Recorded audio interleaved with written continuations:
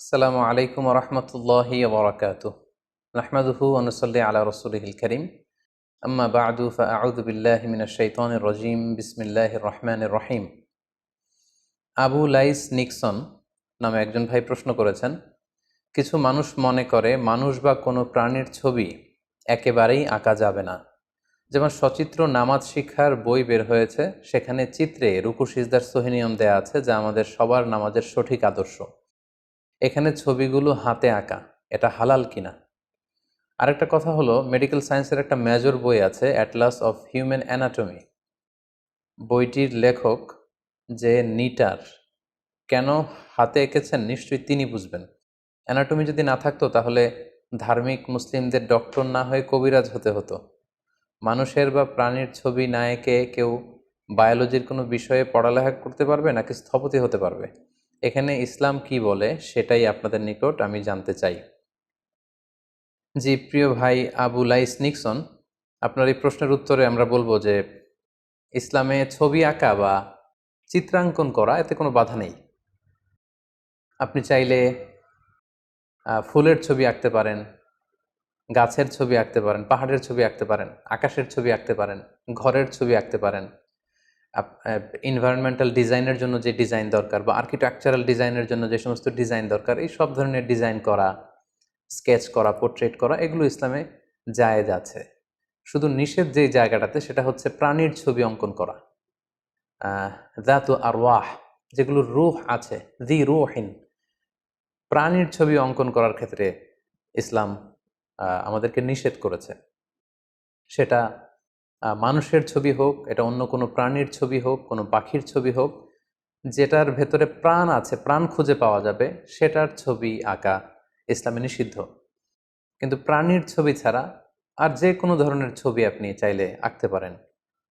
সেক্ষেত্রে আপনি আপনার হবি ড্রয়িং বা পেইন্টিং, এই সব ধরনের কাজ কিন্তু আপনি করতে পারেন, শুধু প্রাণীর ছবিটা আঁকা যাবে না। এখন প্রশ্ন হচ্ছে, প্রাণীর ছবি কেন ইসলামে অঙ্কন করাকে নিষেধ করা হয়েছে? এর কারণটা কি? এর কারণ হচ্ছে, প্রাণীর ছবি যদি কেউ অঙ্কন করতে চায়, এটা কেমন যেন আল্লাহ তাআলার সৃষ্টিকে অনেকটা চ্যালেঞ্জ করার মতো দুঃসাহস দেখানো হয়। অর্থাৎ একটা মানুষকে যদি আমি স্কেচ করতে চাই কাগজে বা পোর্ট্রেট করতে চাই, সেক্ষেত্রে কেমন যেন তিনি দেখতে যেমন, তার মতো করে আরেকটা সৃষ্টি আমি আমার কাগজের ক্যানভাসে তুলে ধরতে চাইছি। এটা কেমন যেন স্রষ্টাকে চ্যালেঞ্জ করার মতো। এটাও এক ধরনের শিরক, অর্থাৎ স্রষ্টার কর্মের সাথে শিরক। কারণ আমি যদি একটা পাখির ছবি তুলতে অঙ্কন করতে চাই, সে পাখি তো আমি বানাতে পারবো না। পাখি বানানো, কোনো প্রাণী তৈরি করা, এটা হচ্ছে শুধুমাত্র কেবলমাত্র একমাত্র আল্লাহ তাআলার কাজ। সো সেই প্রাণ বিশিষ্ট কোনো জিনিসের, কোনো এন্টিটির ছবি আঁকতে চাওয়া, চিত্রাঙ্কন করতে চাওয়া, এটা কেমন যেন স্রষ্টার কাজের সাথে সামঞ্জস্যতা দেখানো বা সেটাকে ইমিটেট করা বা অনেকটা সেটাকে চ্যালেঞ্জ করার মতো দুঃসাহস দেখানো। তো সেক্ষেত্রে আমরা বলবো যে ছবি তোলা, ক্যাপচারিং ফটো, সেটা আর প্রাণীর ছবি হাত দিয়ে স্কেচ করা, এই দুটার মধ্যে পার্থক্য আছে। এই বিষয়টি খুবই সেন্সিটিভ এবং খুব খেয়াল করে বিষয়টি আমাদেরকে বুঝতে হবে। যদিও প্রয়োজনের অতিরিক্ত ছবি তুলতে আমরা নিষেধ করি, কিন্তু সাধারণত ছবি তোলা এটা হারাম এমনটা বলার সুযোগ নেই, কারণ সেখানে কিন্তু আল্লাহর সৃষ্টির আল্লাহর সৃষ্টির সাথে চ্যালেঞ্জ করা, এরকম কোনো দুঃসাহস দেখানো হচ্ছে না। আমরা যখন ছবি তুলি, ফটো ক্যাপচার করি, কোনো মানুষের ছবি তুললে তিনি দেখতে যেমন, সেটাকেই আমরা ক্যামেরা বন্দি করে রাখি। সেখানে আমি নিজ থেকে কিছু করছি না। লেটস সে একজন লোক বসে আছে, তো তিনি ওই পরিবেশে দেখতে যেমন, আমি ক্যামেরা দিয়ে ওই মুহূর্তটাকে ক্যামেরায় বন্দি করলাম। সো তিনি দেখতে যেমন, ওই পরিস্থিতিটা যেমন ছিল ছবিতে, আমি ঠিক তেমনই তুলে ধরেছি। আমি নিজে তার অবয়ব কিন্তু আঁকতে চাইনি। আরো সহজ করে যদি আমি বলি, লেটস সে আমরা যখন আয়নার সামনে দাঁড়াই, এই যে আয়না, এই আমি, তো আয়নাতে যেটা দেখা যায় সেটা কিন্তু আমি না, সেটা হচ্ছে আমার রিফ্লেকশন। আমি হচ্ছি এটা, আর আয়নাতে যেটা দেখি সেটা হচ্ছে আমার প্রতিচ্ছবি বা রিফ্লেকশন।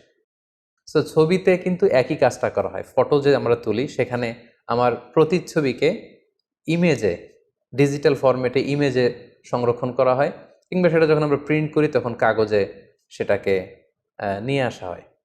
সেখানে স্রষ্টার যে সৃষ্টি, এটাকে চ্যালেঞ্জ করার কোনো প্রসঙ্গ আসে না। কিন্তু সেই মানুষটাকে যখন আমি কাগজে স্কেচ করতে চাই, অঙ্কন করতে চাই, এটা কেমন যেন ওই মানুষটাকে আমি এখানে আঁকতে চাই, তৈরি করতে চাই, এটা স্রষ্টার সৃষ্টির সাথে কাইন্ড অফ চ্যালেঞ্জ, একটা দুঃসাহস দেখানো। এই কারণেই মূলত প্রাণীর ছবিকে অঙ্কন করা ইসলাম নিষেধ করেছে। প্রাণী ছাড়া যে কোনো জিনিসের ছবি আপনি আঁকতে পারবেন, চিত্রাঙ্কন করতে পারবেন, এতে কোনো সমস্যা নেই। অর্থাৎ যেটা আল্লাহর কাজকে চ্যালেঞ্জ করার মতো, সে কাজটি ইসলামে আসলে নিষিদ্ধ।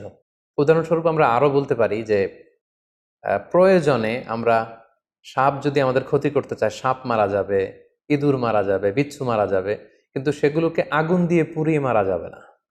ইসলাম আমাদেরকে কোনো প্রাণীকে আগুন দিয়ে পুড়িয়ে মারতে নিষেধ করেছে।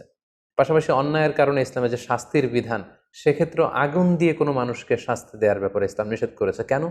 কারণ আগুন দিয়ে শাস্তি দিতে পারবেন কেবলমাত্র আল্লাহ তাআলা।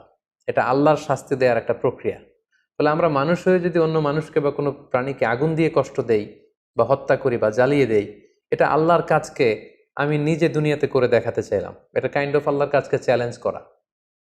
কারণ আগুন দিয়ে শাস্তি দিবেন আল্লাহ তাআলা জাহান্নামে, এবং আমরা এই আগুনের শাস্তি থেকে কিন্তু আল্লাহ তাআলার কাছে পানাহ চাই সবসময়। আমরা পড়ি ওয়াকিনা আযাবান নার, হে আল্লাহ আপনি আমাদেরকে আগুনের শাস্তি থেকে বাঁচান। সো প্রাণীর ছবি অঙ্কন করার নিষেধাজ্ঞা ইসলামে এজন্যই দেয়া হয়েছে কারণ এটা আল্লাহ তাআলার যে সৃষ্টি, সেটাকে অনেকটা চ্যালেঞ্জ করার শামিল, এবং এটা কেমন যেন স্রষ্টার সাথে দুঃসাহস দেখানোর শামিল। এজন্য কোনো প্রাণীর ছবি, এটা মানুষের হোক, পাখির হোক, মাছের হোক, গরু ছাগলের হোক, যদি প্রাণ থাকে সেটার ছবি পেইন্ট করা যাবে না, আঁকা যাবে না, স্কেচ করা যাবে না। তো এজন্যই, যেহেতু প্রাণীর ছবি অঙ্কনের দ্বারা স্রষ্টার সৃষ্টির সাথে চ্যালেঞ্জ দেয়া হয়, এজন্য এটা নিষেধ। সো কাগজে কোনো প্রাণীর ছবি আঁকা যাবে না, কিংবা কোনো মূর্তি তৈরি করা যাবে না। সম্প্রতির সময়ে যে ভাস্কর্যের কথা বলা হচ্ছে, এই মূর্তি, ভাস্কর্য সবগুলো কিন্তু একই হুকুম। সেটা প্রাণীর ছবি কাগজে আঁকার চেয়েও আরও ভয়ঙ্কর, কারণ কাগজের মধ্যে কিন্তু 3D থাকে না, কিন্তু মূর্তি বা ভাস্কর্য যখন দেয়া হচ্ছে, এটা পুরো মানুষের অবয়ব, একটা 3 ডাইমেনশনে এই কর্মটি, এই শৈল্পিক কর্মটি সম্পাদন করা হচ্ছে। সো প্রাণ আছে এমন কোনো জিনিসের ছবি আঁকা যাবে না, অন্য জিনিস আপনি আঁকতে পারেন। তো এক্ষেত্রে আমরা কোরআন সুন্নাহর কিছু উদ্ধৃতি এখানে দিতে চাই। সহিহ বুখারীতে আল্লাহর হাবিব সাল্লাল্লাহু আলাইহি ওয়াসাল্লাম আম্মা জান আয়েশাকে উদ্দেশ্য করে বলেছেন, ইয়া আয়েশা, হে আয়েশা, আশাদ্দুন নাসি আযাবান ইয়াউমাল কিয়ামাতি আল্লাযীনা ইউদাহুনা বিখালকিল্লাহ, কিয়ামতের দিন সবচেয়ে বেশি শাস্তি দেয়া হবে তাদেরকে যারা আল্লাহর সৃষ্টির সাথে সাদৃশ্য করে কিছু করতে চায়। অর্থাৎ আপনি যদি প্রাণী আঁকতে চান, কেমন যেন আল্লাহর সৃষ্টির সাথে সাদৃশ্য করে আপনি কিছু করে দেখাতে চাইলেন।